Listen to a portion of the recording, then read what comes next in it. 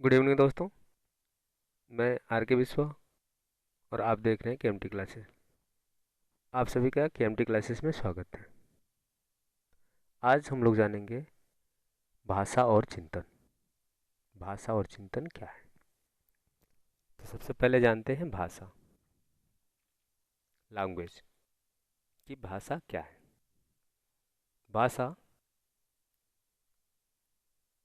भाषा जो शब्द है वो संस्कृत के भाष धातु से बना हुआ है।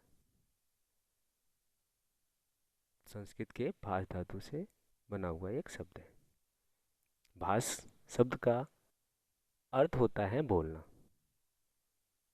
जो भाष शब्द का अर्थ होता है बोलना। अतः जो बोला जाए उसे भाषा कहते हैं। इस प्रकार हम कह सकते हैं कि जो बोला जाए वो भाषा है। सभी प्राणियों के बोलने की अपनी एक भाषा होती है, जिसके माध्यम से वह अपने भाव विचारों को अभिव्यक्त करते हैं। परंतु वर्तमान समय में भाषा को व्यापक अर्थों में लिया जाता है। परंतु वर्तमान समय में भाषा को व्यापक अर्थों में लिया जाता है एवं बोलने लिखी जाने वाली वाणी के साथ साथ अन्य प्रकार के अव्यक्त के माध्यमों को भाषा के व्यापक संप्रत्यय में समाहित किया जाता है। यहाँ तक क्लियर है? देखिए, भाषा पहले बोली गई होगी, फिर उसके बाद लिखी गई होगी। जबकि भाषा के विकास में संप्रेषण के विभिन्न औपचारिक माध्यमों ने अपनी अपनी महत्वपूर्ण भूमिका अदा करी है। इस प्रकार हम कह सकते हैं कि भाषा क्या होता है? भाव व विचारों को व्यक्त करने और उसको संचालित करने का एक मौखिक या अन्य कोई साधन है। भाषा व्यक्ति के विचारों को अभिव्यक्त करने का एक साधन माना जाता है, जिसके माध्यम से व्यक्ति अपने भाव विचारों को एक दूसरे तक अभिव्यक्त करता है। इस प्रकार हम कह सकते हैं कि भाषा क्या है? विचारों को अभिव्यक्त करने का एक माध्यम है। यहाँ तक क्लियर है? भाषा क्या है? विचारों को अभिव्यक्त करने का एक माध्यम है। क्लियर है यहाँ तक? अब बात करते हैं भाषा विकास। जो भाषा विकास है वो क्या है? देखिए, भाषा एक निरंतर चलने वाली प्रक्रिया है। सदस्य हो गया है, एक निरंतर चलने वाली प्रक्रिया है। कैसी प्रक्रिया है? एक निरंतर चलने वाली प्रक्रिया है।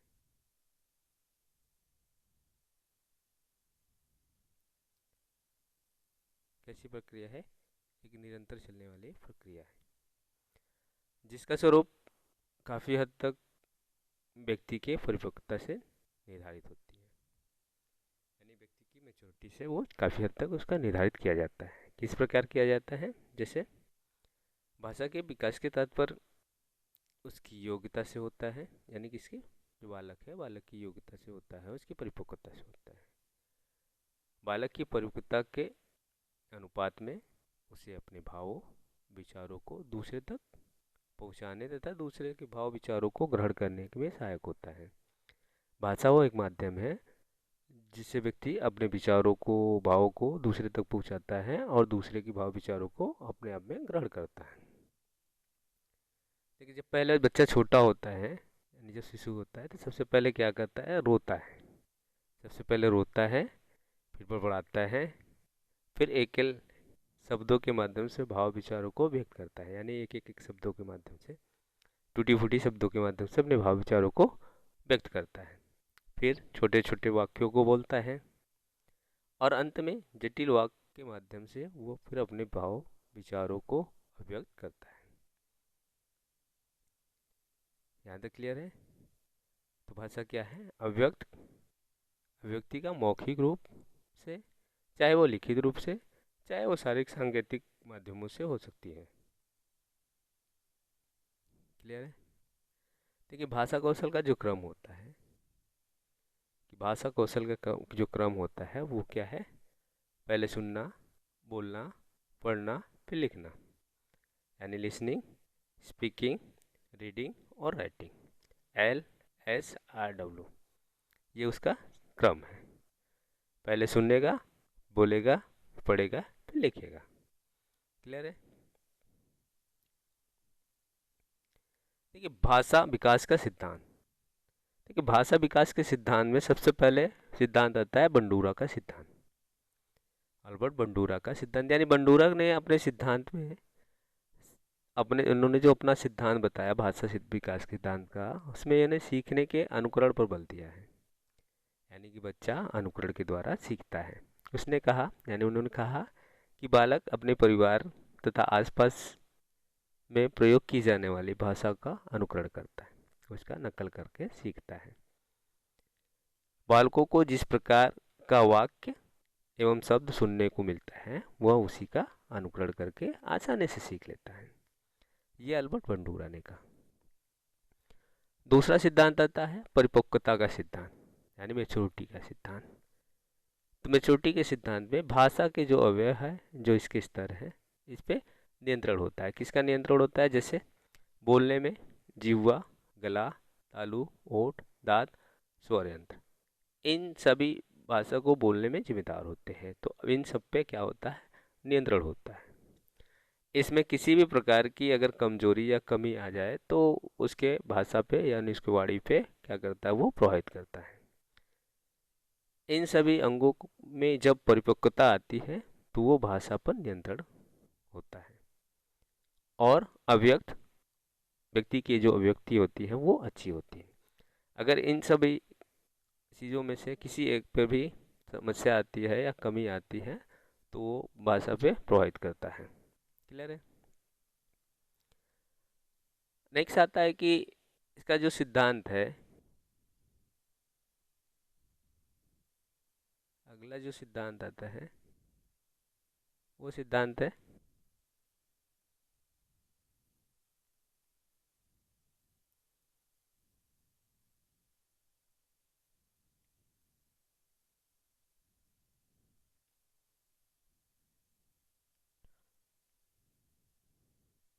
भाषा विकास के सिद्धांत में। आपने बंडूरा का सिद्धांत पढ़ा, देखा, बंडूरा के सिद्धांत में परिपक्वता का सिद्धांत। अब आता है अनुबंधन का सिद्धांत। अब अनुबंधन के सिद्धांत में अनुबंधन सिद्धांत, अनुबंधन का सिद्धांत होता है कि भाषा के विकास में अनुबंधन का भी बहुत योगदान होता है। अनुबंधन या साहचर्य जिसको कह सकते हैं, अनुबंधन या साहचर्य का बहुत बड़ा योगदान होता है। शैशवावस्था में जब बच्चा शब्दों को सीखते हैं तो वो मूर्त नहीं होता, मतलब अमूर्त नहीं होके हुए क्या होता है? मूर्त। मूर्त यानी कि जो उसके आसपास होती है, जो उसको ध्यान का दिखाई दे, तो उन सारी चीज़ों को जोड़ते हुए उसको बताया जाता है, उसको जानकारी दिया जाता है बच्चे को। तो इस तरह बच्चे क्या करते हैं, जो भी वस्तुएं होती हैं विशिष्ट वस्तुओं में के साथ विशिष्ट वस्तु या उस व्यक्ति के साथ क्या करता है? वो साचर स्थापित करता है, और अभ्यास हो जाने पर वो संबंध की गई वाली वस्तु में या उस व्यक्ति में जो भी उपस्थित संबंधित शब्द है, फिर उन सारी चीज़ों से उसको क्या करता है? संबोधित करता है या उससे बोलता है। जो वस्तु के साथ या जो व्यक्ति के साथ उसने संबंध स्थापित किया था उसी के साथ वो क्या करता है? शब्दों को बोलता है। अगला आता है कि अनुकरण का सिद्धांत। तो अनुकरण का सिद्धांत में क्या होता है कि जो बहुत सारे मनोवैज्ञानिक हैं वो कहते हैं कि बालक अपने परिजनों तथा उनकी जो साथी होते हैं उनकी भाषा का अनुकरण करके सीखता है। यानी जैसी भाषा समाज की होगी, परिवार में बोली जाती है, बच्चे उसी भाषा को सीखते हैं। यदि बालक के समाज या परिवार में जो भाषा प्रयुक्त की जा रही है अगर उसमें किसी प्रकार का दोष पाया जाता है तो उस जाहिर सी बात है उस बच्चे की भाषा में वो दोष दिखाई देता है। यानी जैसी भाषा परिवार में, घर में, समाज में बोली जाएगी, जैसा वो अनुकरण किया है वो उस भाषा को वैसे ही सीखता है।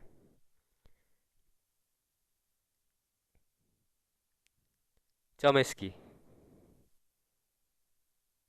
अगला आता है चॉम्स्की का भाषा अर्जन का सिद्धांत।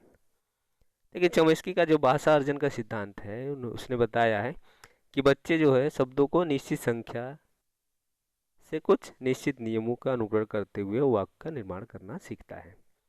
यानी जो शब्द सीखते हैं, कुछ निश्चित शब्दों की संख्या को सीखते हैं, तो उसमें क्या करते हैं, कुछ निश्चित नियम का अनुकरण करते हैं। अनुकरण करने के बाद वो शब्दों का निर्माण करना सीखते हैं। इन शब्दों में, इन जो शब्द हैं जो वो सीखते हैं, उसमें नए नए वाक्यों, नए नए शब्दों का निर्माण होता है। तो इन वाक्यों और इन शब्दों का जो निर्माण करते हैं, जिस नियम के साथ करते हैं, जिस नियम के अंतर्गत करते हैं, उस नियम को चॉम्स्की ने यूनिवर्सल ग्रामर कहा है। उस नियम को जनरेटिव ग्रामर या यूनिवर्सल ग्रामर की संज्ञा दिया है। क्लियर है? यूनिवर्सल ग्रामर क्या है? तो यूनिवर्सल ग्रामर वह है कि बच्चे जब जिन शब्दों का निर्माण करते हैं, जिन शब्दों को सीखते हैं, जिन नियमों के साथ सीखते हैं, वो नियम जिस नियम के साथ सीखते हैं, तो वो क्या कहलाता है? Universal grammar. थॉट्स। अब बात आती है चिंतन की। चिंतन क्या है? देखिए चिंतन एक ऐसी गतिविधि है जो मानव के मस्तिष्क में हमेशा क्या रहती है? गतिशील रहती है। चिंतन की प्रक्रिया जब प्रारंभ होती है, यानी चिंतन की प्रक्रिया तब प्रारंभ होती है जब व्यक्ति समस्याओं के बीच घिरा होता है। जब समस्याओं के बीच घिरा होता है तो उनके समस्याओं का समाधान करने के लिए वो विभिन्न प्रकार के तरीकों को सोचता है। विभिन्न तरह के तरीके के बारे में वो चिंतन करता है या सोचता है। अब चिंतन एक विश्लेषणात्मक पद्धति है जो मानव के स्वभाव की एक सामान्य प्रक्रिया है। चिंतन कई प्रकार की मानसिक संरचनाओं पर निर्भर करता है, जैसे संकल्पना, तर्क इत्यादि। देखिए चिंतन एक ऐसी मानसिक क्रिया है जिसमें व्यक्ति किसी नई परिस्थिति का सामना करने अथवा किसी समस्या का समाधान करने में अपने पूर्व अनुभव का प्रयोग करता है। चिंतन एक ऐसी मानसिक प्रक्रिया है जिसमें व्यक्ति किसी नई परिस्थिति का सामना करने तथा किसी समस्या समाधान करने में अपने पूर्व अनुभव का प्रयोग करता है। चिंतन की प्रक्रिया में संवेदना, प्रत्यक्षीकरण, प्रत्यक्ष निर्माण, जो प्रत्यय निर्माण है, जैसे कॉन्सेप्ट निर्माण, फॉर्मुलेशन, प्रत्यय निर्माण, पूर्व अधिगम, स्मृति आदि का समावेशन होता है। रास कहते हैं चिंतन ज्ञानात्मक पक्ष में होने वाले मानसिक क्रिया तथा मनोवैज्ञानिक वस्तुओं के सापेक्ष मानसिक क्रिया है। देखिए चिंतन क्या होता है? चिंतन व्यक्ति जब सोचता है, जब व्यक्ति किसी कार्यों में फंसता है या किसी कार्य समस्या आती है, उन समस्या के समाधान करने के लिए विभिन्न प्रकार का जो चिंतन करता है, विभिन्न प्रकार की जो सोच करता है, जो मानसिक क्रियाएं करता है, वो क्या हो जाती है? वो उसका चिंतन के अंतर्गत आती है। क्लियर है?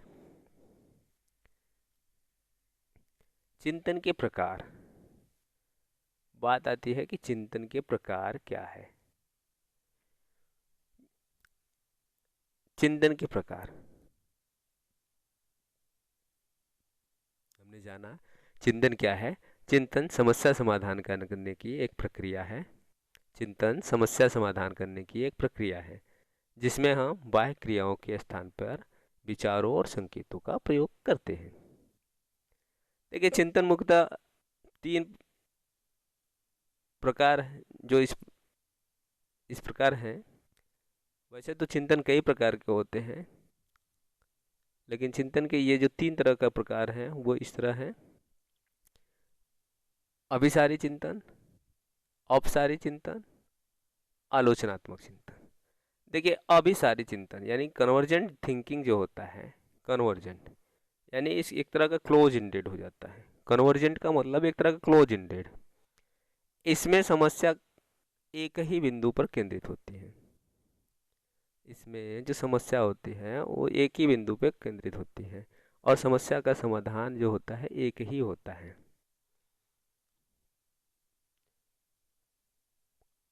अभिसारी चिंतन यानी क्लोज इंडेड, एक लिमिटेड, आप कह सकते हैं एक लिमिटेड इसका दायरा होता है। कैसा दायरा होता है? एक लिमिटेड। एक मान लीजिए इतना है, तो एक लिमिटेड दायरा है, इसी के अंदर जितना चिंतन करना है ये अभिसारी हो गया, एक लिमिटेड दायरा हो गया। जैसे पूछा जाए कि भारत की राजधानी कहाँ है, तो बताएंगे दिल्ली। एक लिमिटेड है, क्लोज इंडेड क्वेश्चन की तरह है, एक इसके बाहर नहीं जाना है। तो ये कौन सा चिंतन होता है, अभिसारी। कौन सा, अभिसारी, यानी कन्वर्जेंट थिंकिंग, जो एक लिमिटेड दायरा में सोचता है, क्लोज इंडेड होता है। और अपसारी चिंतन यानी डाइवर्जेंट थिंकिंग, अपसारी चिंतन वह चिंतन होता है जो इसमें, इस चिंतन में जो समस्या एक ही बिंदु पर केंद्रित नहीं होता है, समस्या एक ही बिंदु पे केंद्रित नहीं होता है। इसमें समस्या को कल्पना, तर्क शक्ति, सृजनात्मक आदि के प्रयोग करके उसका हल निकाला जाता है। आप कह सकते हैं कि जो अब इसके लिए अपसारी, मान लीजिए ये हो गया, तो इसके लिए कुल कई सारे रास्ते हैं, एक नहीं है, इसके लिए कुल अनेक रास्ते हैं। आप कह सकते हैं एक समस्या है, एक समस्या का समाधान करने के लिए कितने हैं, अनेक विधि अपना देते हैं, अनेक तरीके। ये इसकी लिमिटेड दायरा नहीं है, ये दायरा से बाहर है। जब हम दायरा से बाहर सोचते हैं, इसको कह सकते हैं open ended. Open ended thinking जो होती है वो होता है डाइवर्जेंट थिंकिंग, यानी अपसारी चिंतन। अब इस तरह जैसे कि अगर अब देखा जाए, अगर प्रश्नों के माध्यम से जो डिस्क्रिप्टिव क्वेश्चंस आते हैं वर्णात्मक, वो अपसारी चिंतन को दिखाता है। और जो short answer multiple choice question आते हैं वो आपको दिखाते हैं अभिसारी चिंतन को। अब तीसरा जो आता है क्रिटिकल थिंकिंग। देखिए क्रिटिकल थिंकिंग में क्या होता है, किसी भी व्यक्ति या वस्तु के दोनों पक्षों को ध्यान दिया जाता है, उसके गुण और दोष, उसके पॉजिटिव और उसके नेगेटिव, दोनों पक्षों के आधार पर जब हम स्वीकार करते हैं तो वो कहलाता है आलोचनात्मक चिंतन। क्लियर है?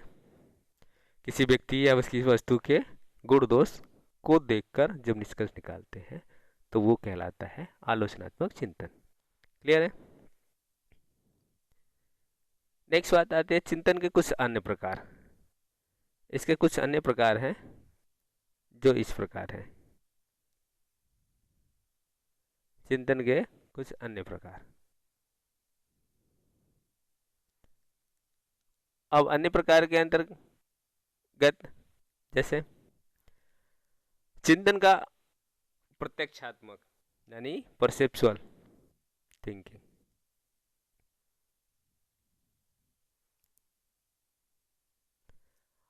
अब देखिए परसेप्चुअल जो थिंकिंग होता है ये थिंकिंग स्तर का सबसे निम्न स्तर का थिंकिंग होता है, ये बहुत निम्न स्तर का थिंकिंग होता है। ये जैसे बहुत ही छोटे बच्चों में, मंद बुद्धि बालकों में, मंद बुद्धि जो व्यक्ति होते हैं उसमें होते हैं, या पशुओं में पाया जाता है परसेप्चुअल थिंकिंग। दूसरा थिंकिंग आता है कल्पनात्मक थिंकिंग, चिंतन कल्पनात्मक। देखिए यह चिंतन एक सृजनात्मक चिंतन भी कहते हैं इस चिंतन को, यानी क्रिएटिव थिंकिंग भी कहते हैं। अब इस चिंतन का मतलब ये जो चिंतन है, इस चिंतन का आधार वो मानसिक प्रतिमाएं होती हैं। मानसिक प्रतिमाएं यानी जो हमारे माइंड में एक मैप बनता है, जो इमेज बन जाता है, उस इमेज को लेकर जब हम किसी तरह की थिंकिंग करते हैं, तो यानी हमारे माइंड में एक मैप बना हुआ, उस मैप के आधार पे जो भी एक प्रतिमा बनी हुई है, चित्र बना हुआ है, उसके आधार पे हम जब चिंतन करते हैं, किसी प्रकार की कोई वस्तु या स्थिति का प्रत्यक्ष रूप उपस्थित नहीं होता है, इसमें प्रत्यक्षीकरण का अभाव रहता है, इसमें यानी कोई सामने चीज़ें नहीं रहती हैं। हम जैसे मन में या मस्तिष्क में हमारे वो इमेज बना हुआ है, उसके बारे में, वही हमारा स्टिमुलस है, उसी के बारे में हम क्या करते हैं, चिंतन करते हैं, उसी के बारे में हम सोचते हैं, यानी उसी के बारे में कल्पना चिंतन करते हैं।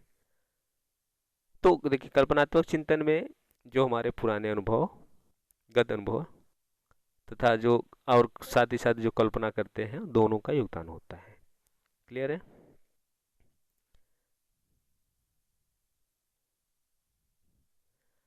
फिर अगला आता है कंसेप्चुअल थिंकिंग।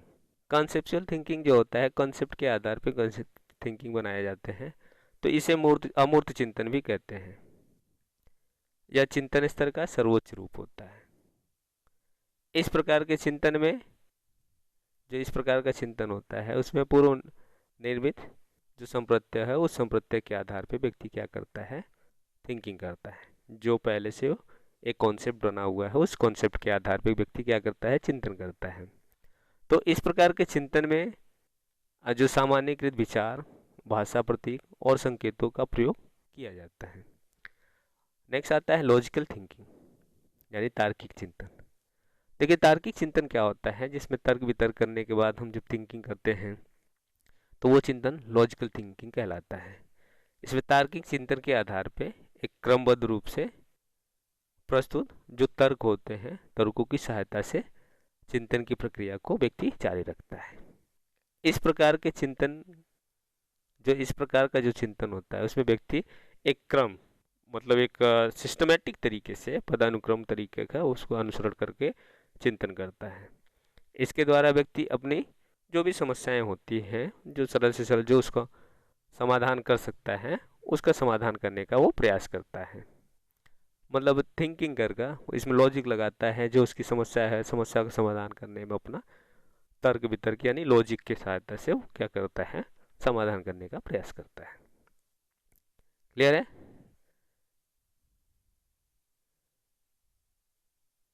नेक्स्ट आता है कि परावर्तित चिंतन, यानी रिफ्लेक्टिंग थिंकिंग। परावर्तित चिंतन वह चिंतन होता है जिसमें ये कह सकते हैं चिंतन का, वो ये उच्च स्तरीय का चिंतन स्तर है, उच्च लेवल का। इसमें व्यक्ति अपनी जटिल से जटिल समस्याओं का भी समाधान करने का प्रयास करता है। क्योंकि हाई थिंकिंग होता है, इसमें व्यक्ति कॉम्प्लेक्स से कॉम्प्लेक्स यानी जटिल से जटिल समस्याओं का समाधान करने का प्रयास करता है। नेक्स्ट आता है कि डायरेक्टिव थिंकिंग। डायरेक्टिव यानी डायरेक्शन, कोई डायरेक्शन हो, कोई निर्देशन, कोई डायरेक्शन हो, कोई मतलब एक तरह का कोई उद्देश्य हो, उद्देश्यों की प्राप्ति के लिए जो हम चिंतन करते हैं तो उसको कहते हैं डायरेक्टिव चिंतन, यानी डायरेक्टिव थिंकिंग। डायरेक्टिव मतलब कोई एक डायरेक्शन हो, डायरेक्शन करने का मतलब कोई हमारे पास एक निश्चित लक्ष्य हो, उद्देश्य हो, उसके आधार पर हम चिंतन करें तो उसको कहते हैं डायरेक्टिव थिंकिंग। इनडायरेक्टिव थिंकिंग, इनडायरेक्टिव थिंकिंग यहाँ पे IN,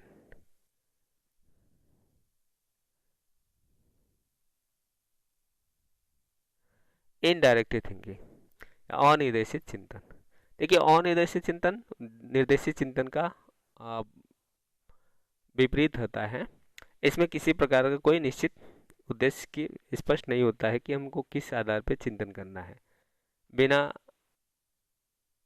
निश्चित उद्देश्य के आधार पर जब चिंतन किया जाता है तो उसे कहते हैं अनिर्देशित चिंतन।